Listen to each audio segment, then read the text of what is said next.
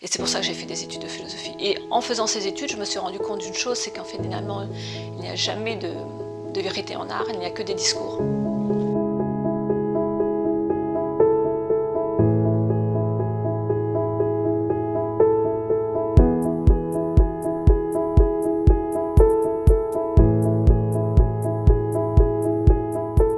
Voilà, mon premier souvenir marquant, c'est ma première exposition. La première fois que j'ai osé montrer ce que je faisais, et donc c'était un moment assez angoissant, j'avoue, pour un peintre, parce que c'est le moment où vous donnez à voir et vous vous exposez. Et c'est quelque chose que je ne pourrais jamais oublier dès cette première fois, surtout qu'en plus, la première fois, on se demande si on a bien fait de le faire, s'il n'était pas trop tôt.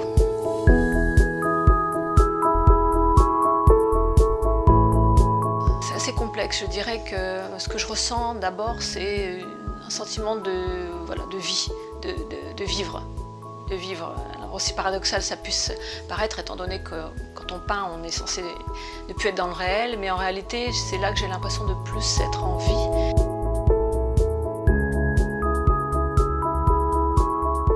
Non, alors je vais être honnête, j'ai jamais rêvé d'être un artiste en fait.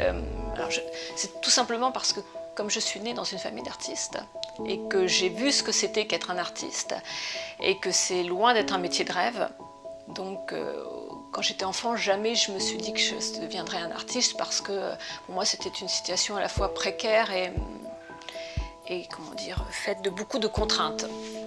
Donc je rêvais plutôt d'être médecin, de découvrir le mystère de la vie. Après j'ai fait des études de philosophie et j'ai enseigné la philosophie pendant quelques années, et c'est seulement là, après ça, que je me suis dit que finalement j'avais envie d'être peintre, de créer, de créer des images. Mais le problème c'est que le mot artiste en fait correspond en général à un statut social, qui est lui très ambigu et très précaire.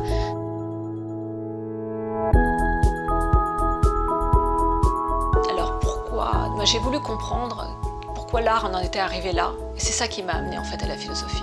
Je me suis dit, tant qu'à faire, autant que j'aille faire des études à la source, c'est-à-dire à la pensée de la culture, la pensée de l'art, de la pensée de, voilà, globalement.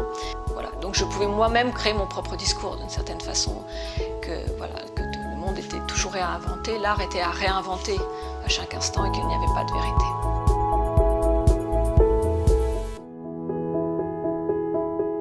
Oui, bien sûr, il y a quelque chose de très politique. Surtout, j'ai eu, quand j'étais à Londres, mes dernières années à Londres, j'ai si on peut dire, mis en place un concept qui s'appelle la féminologie. Donc, féminologie du féminin, si on peut dire. Comme le féminin comme phénomène, et donc c'était des tableaux qui avaient pour objet d'essayer de montrer différentes postures que la femme s'était soit incarnait, soit se forçait à incarner, ou soit voilà. Et donc j'ai fait beaucoup de portraits, et même encore maintenant beaucoup de portraits de femmes ou de corps féminins, du corps, l'aliénation par le corps aussi, que la femme peut ressentir. Donc oui, effectivement, il y a un aspect politique dans tous ces corps nus de femmes, même s'il y a aussi petit à petit des corps nus d'hommes qui apparaissent pour montrer autre chose, pour montrer aussi l'aliénation du regard des femmes, ce que les femmes ne s'autorisent pas forcément à regarder ou à projeter.